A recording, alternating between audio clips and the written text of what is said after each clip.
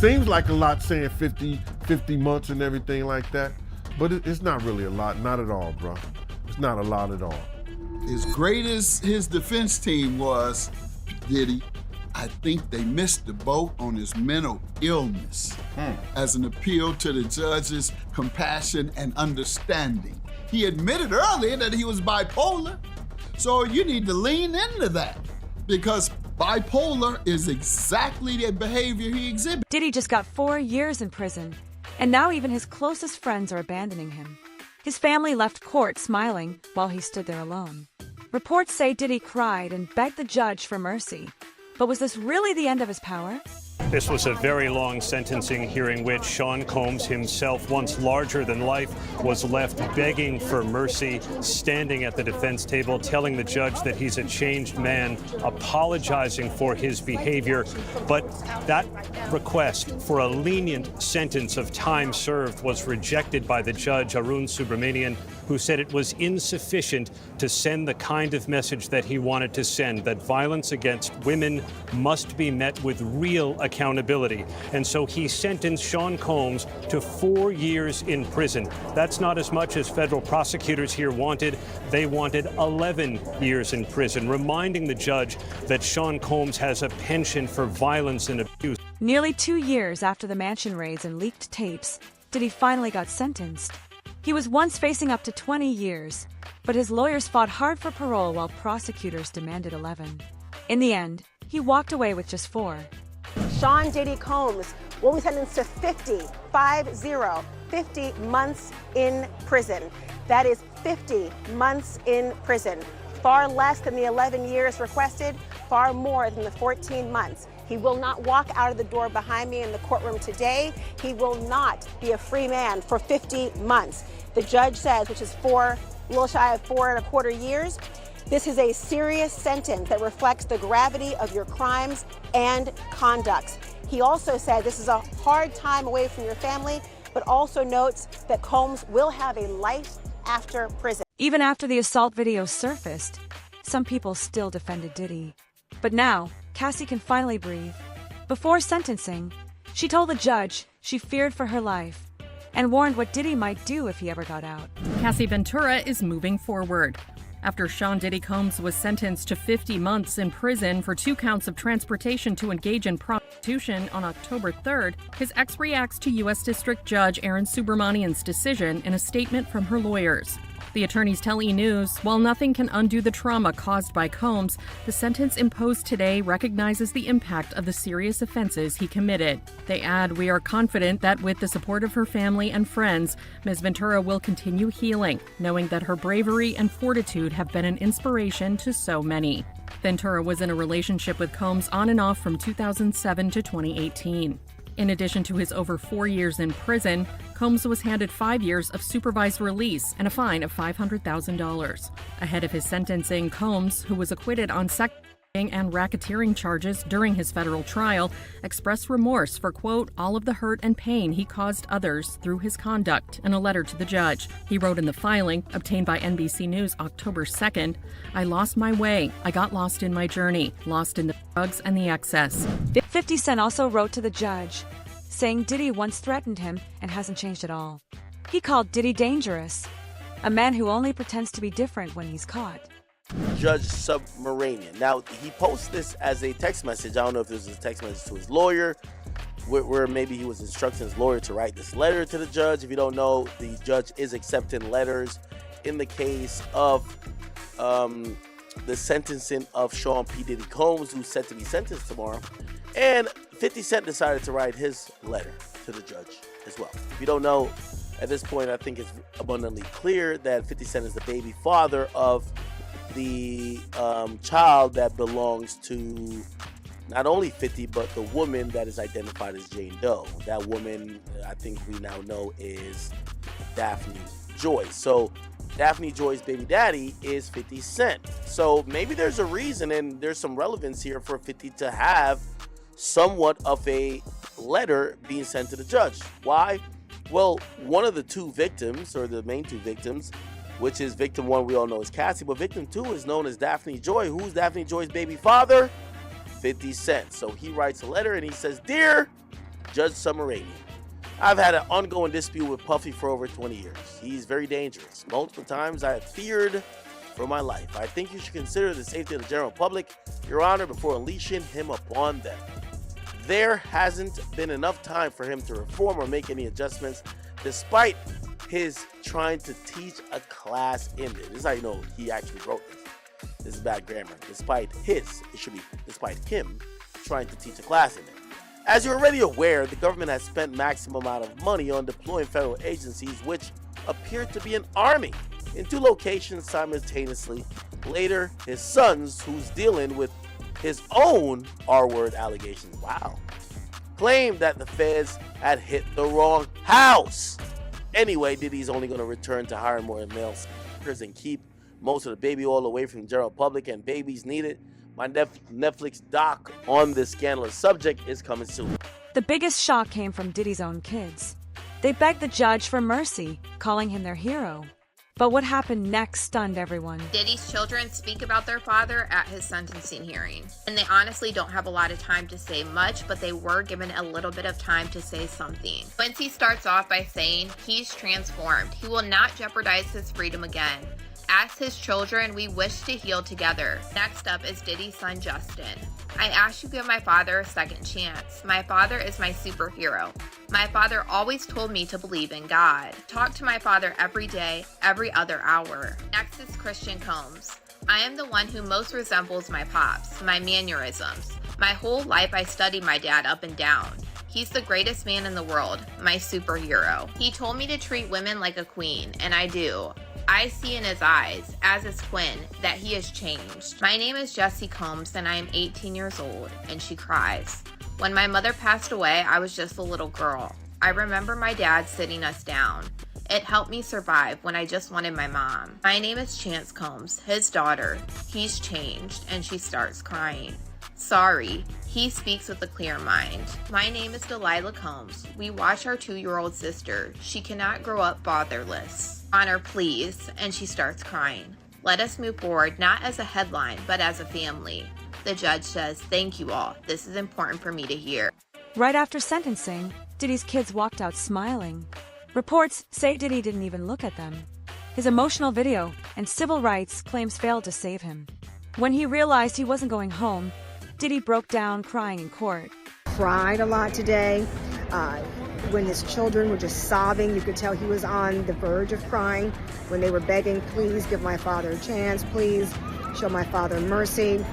And then he turned around, he told his kids he failed them, he cried, he turned on his mom.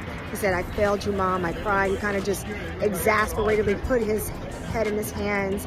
So by the time all of that had played out and we got to the reading of the arguments or the rationale why Judge Submarinian imposed the sentence of 4 years and 2 months, he was saying things like the statute requires a significant sentence. This evidence was massive in terms of the coercion. So when family members started to see it was going down that road, the children were stone-faced when the verdict was read. He was stone-faced. The only person who really showed emotion was Dana Tran, the mother of his youngest child. She could see it coming. She just started burying her head in her hands. So this is done. This is over. Obviously, we can expect an appeal in this case. We'll have to just see what happens, where what prison he will be assigned to when he is released from MDC. But I just cannot underestimate how dense this was, because his attorneys moved from making legal arguments to making personal pleas. Even Nicole Westmoreland, a high-powered attorney from Atlanta, she started off saying what he had done for the Black community, how he broke barriers in hip-hop and hip-hop clothing, and in brand partnership with his spirits industry. Then she started to speak about how he personally inspired her. She got emotional, never seen a defense attorney pretty much cry or sob or be so emotionally wrought through addressing the court. She didn't have any tears, but it was very labored. Like, you could tell she was holding back tears the entire time. Brian Steele, Mark Agnifilo, Xavier Donaldson, like, he's got a big team of attorneys, and You can tell this is kind of like a family environment in the courtrooms. So when the verdict was read, they responded in kind like a family would. His defense team and his children, you know, he just walked out. He didn't really address them after court like he typically does. He said something to his mother and he left. Even inmates from his prison wrote letters supporting Diddy, calling him a positive influence. But people aren't buying it. They think money and power still talk louder than justice. Prosecutors are asking for a substantial sentence of just over 11 years, writing it's needed because Combs is unrepentant, that he largely conceded his conduct, the violence, domestic abuse, drug use, and distribution, and bribery. Former girlfriend Cassie Ventura, who testified at trial, submitted a victim impact letter that reads in part, quote, "My worries that Sean Combs or his associates will come after me and my family is my reality." She says they moved, and she is, quote, "keeping as private and quiet as I possibly can because I am so scared that if he walks free, his first actions will be swift retribution towards me and others who spoke up about his abuse at trial." We spoke with attorney Rich Schoenstein, who is not involved in the case. Combs has no prior criminal history, and the U.S. Probation Department recommends a sentence range of 5 to 7 years. I think that's probably the right range. I don't think he's going to get a short sentence like the defense wants, and I also don't think he's going to get the maximum. So I think that middle ground is where most people expect us to go, but we will see. It's up to the judge. Diddy's lawyers now plan to appeal, but experts say the evidence is too strong. Most agree he's lucky he didn't get more time behind bars. In New York City, we are hearing Diddy's attorneys speaking to the media after he was sentenced earlier today. This is live. Yeah, we are planning to appeal. I'm gonna hear them, bro. We are planning to appeal. We think we have strong bases to appeal. The strongest basis is that the jury reached a verdict on coercion. It found there was not coercion, and I think the judge said coercion today as a basis for a sentence at least a dozen times. We think that is unconstitutional. We think that a jury verdict should mean more than our jury's verdict seems to mean, and so we are planning to appeal. Absolutely. Files a cross appeal.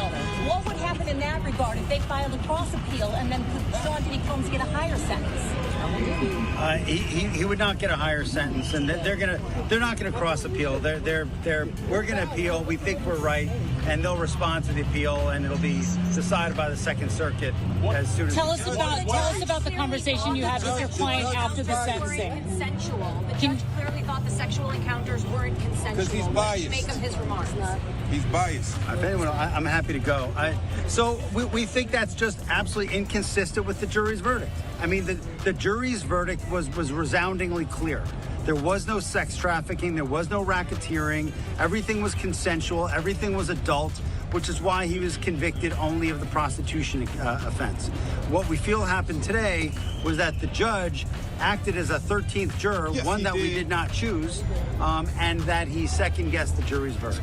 Well, at least the judge was open-minded. Judge Mathis said Diddy used his power to control and abuse women for years. Why did it go on so long? The judge asked. Because you had the money to hide it. You said the judge is going to look at everything else that came out in that courtroom, and the sentencing will be related to that. So you were right. Were you surprised at the 50 months? Well, I was surprised it wasn't more, quite frankly. Based on the prosecutors wanted 11 years. The judge, as we know, said he would be considering things outside of the conviction. And so and wouldn't give him $1 million bond, or I think later he offered $50 million, and you wouldn't give him a bond. So no, I thought he was going to bring the hammer down a little harder. But 4 years, 5 years is 5 years, 4 years and 2 months rather. Right, because there is 14 months time served. So you're looking at about maybe 3 years? Yeah. 3 years. Now, what they're saying, I don't know if this is true or not. What's that? The 1 year off, or 1.4, I'm sorry, year and 4 months, as you just said. Exactly, yeah. 14 months of time served. So, but if he qualifies for the RDAP program, which is the Residential Drug Abuse Program, he could potentially get like 6 months off, maybe a little bit more off, some halfway house situations. Do you think that that'll happen and he'll get out maybe a year and a half? It's interesting that you would mention that, first of all, because that's why I think, as great as his defense team was, Diddy, I think they missed the boat on his mental illness as an appeal to the judge's compassion and understanding. He admitted earlier that he was bipolar, so you need to lean into that, because bipolar is exactly the behavior he exhibited. Uncontrollable rage, mood swings, mania. Hypersexuality is even a part of bipolarism. And that requires treatment. You can't counsel that out. So that's a chemical imbalance. He needs medication. I hope he is. But he should have leaned into that with his sentencing. Yeah, I'm a good guy, et cetera, et cetera. And that wasn't me. Those things you saw wasn't me. That is a result of a mental disorder that I am being treated for now, and I'm being medicated for it. Now, if you were too ashamed or didn't want the stigma of medication and instead you wanted to rely on the judge's mercy, that's the chance you took. But I would have leaned into that. And as such, the sentence should have also included it. The judge should have required him to obtain treatment as part of his sentence, meaning you don't come home unless you abide by the treatment circumstances that I've ordered. If it's, you must have a doctor that you must see every week, or you must be medicated every week. Judge didn't do that, and that's one of the things I don't like about judges when they sentence. They just throw the book at you, no rehabilitation expected, no requirements for education. I was required to get a GED. Changed my life. Social media exploded after the verdict. Many said 4 years isn't enough for decades of abuse. Even Diddy's courtroom apology felt fake, just another act to win sympathy. On the eve of his sentencing, Sean Diddy Combs, the fallen music mogul, writing a federal judge pleading for mercy. He writes in part, "I have to admit, my downfall was rooted in my selfishness." He apologized to 2 of the women who accused him of abuse, including Cassie Ventura, who he assaulted. This as prosecutors are asking for an 11-year prison sentence for Combs after he was found guilty of 2 counts of transportation to engage in prostitution. Laura Jarrett joins us now live in studio. Laura, you have the letter right there, and he makes it very clear he's asking the judge to be let go to his family right now. Tom, it's a pretty striking letter. Combs, in his own words, saying he realizes he's in a situation where no amount of money or fame can save him. He writes this: "I have been humbled and broken to my core. Jail is designed to break you. There have been some days I thought I would be better off dead." He goes on to say, Tom, that he lost everything from his businesses to time with his children. He's a single father. He also apologizes, notably, to the women who prosecutors say he abused. He says that video, that infamous video of him abusing Cassie, plays over in his head daily. "I literally lost my mind." He says he's a changed man. He says he's sober for the first time in 25 years. He will have an opportunity to address the court there tomorrow. Remember, of course, his lawyers are asking for just 14 months. Prosecutors asking for far greater, 11 years behind bars. He was acquitted of the charges, though, of course, that could have kept him behind bars for the rest of his life. With time served, Diddy might only spend 2 years in prison. For crimes this serious, that's nothing. Reports even claim he was still partying on the night of his arrest. It is exactly what I said on my show. I said Diddy gonna end up doing 24 months in prison. The judge gave him 50 months, but you gotta realize he already had 14 months in it, practically. And he's going to get credit for 2 months of that 14 months. That give him 16 months. He's gonna do 24 months, which is gonna give him about 30 months, because he only had to do 85% in the feds, and he goes to probably a halfway house. So he got off like a fat rat in a cheese factory. But for a dude like Diddy going to jail and spending all that time, you know, I'm not saying it's gonna be rough or nothing like that, because his former president of Bad Boy, Kirk Burrows, with the federal jail. You understand? Lil' Kim with the federal jail. So, you know, because the type of dude he is, you know, he'll make it, he'll be all right. And plus they gonna send him to a camp, bruh. He'll be in somebody camp or somebody dormitory, whereas that it'll be real light for him. So, you know, he'll see the streets back again in 24 months. He'll be out within 2 years. It seems like a lot saying 50 months and everything like that, but it's not really a lot, not at all, bro. It's not a lot at all. You know what I'm saying? I know for executive, somebody who's been a jet setter, somebody who's been going all around the world, been in all kind of, you know, stadiums, galas, and living in mansions. You know, it's a lot of people who lived in mansions that's in federal jail. You know, you got Senator Melendez from Jersey in jail. You got a lot of them in jail doing way more time than him. You know what I'm saying? So he'll be all right, man. I think that, you know, he got off like a fat rat in the cheese factory, bro. You know what I'm saying? One of Diddy's witnesses said this sentence brings closure, even if it's light. Victims say at least the truth is finally out, and Diddy couldn't silence them forever. This has been a huge part of my life also, you know, in terms of the way it changed things and influenced stuff. And I think for me, it's almost like a form of closure. On the stand, everything was just the truth. It was just the truth. I didn't deviate from anything that happened. And the only thing that's different now is as time moves on, I didn't realize how impactful my testimony ended up being.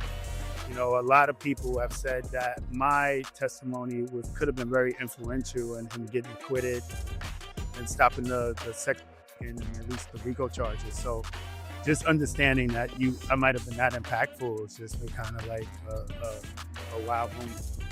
I'm really hoping for time served. And the reason why I'm hoping for that is even with my testimony, walking out of the trial, I said, well, this is my isolated experience. But for some odd reason, a lot of the male sex workers started reaching out to me. And this was very candid conversations, one-on-one and stuff. And every single one of them had the same experience I had. Jurors say the video Diddy showed in court made him look worse. He later admitted he was high during that time. Now, facing life in a federal prison, Diddy's real punishment might just be starting.